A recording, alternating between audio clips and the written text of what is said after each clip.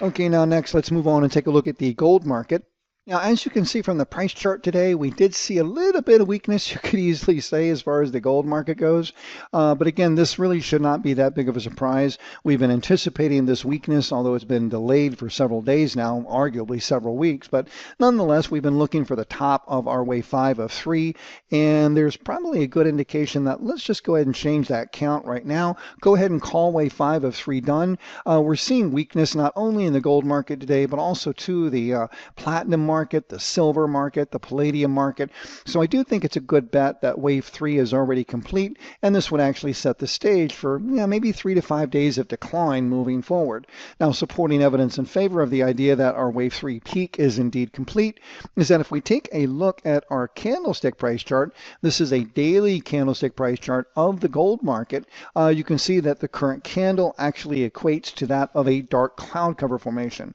This tends to be somewhat of a highly reliable bearish reversal signal. Now, again, when I say expect weakness, again, I'm not calling a long-term top in this gold market. We do have higher to go. Ideally, once wave 4 is complete, we'll see another advance up to 4,500. And then even when we top out in blue wave 3, it's going to do is give way to 3, maybe 4 months of weakness back down to 3,500 prior to still further advance beyond the 4,500 mark and probably up to say $5,000 an ounce.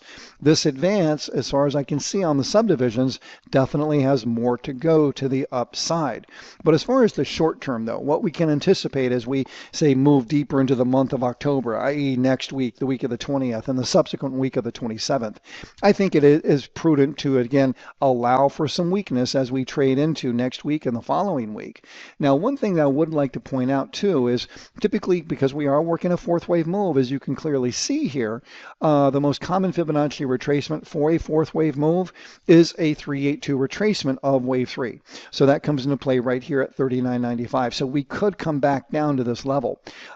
Typically, when I point this out, when a market is really strong and trending, oftentimes retracements are very shallow, i.e. typically the 236. The only way I would think that 236 would actually provide support for this pullback would be if our fourth wave move takes the shape or evolves into a contracting triangle. I do not believe that to be the case, so I'm just going to be simply looking for a straightforward zigzag correction, again down targeting that 382 retracement at 39.95.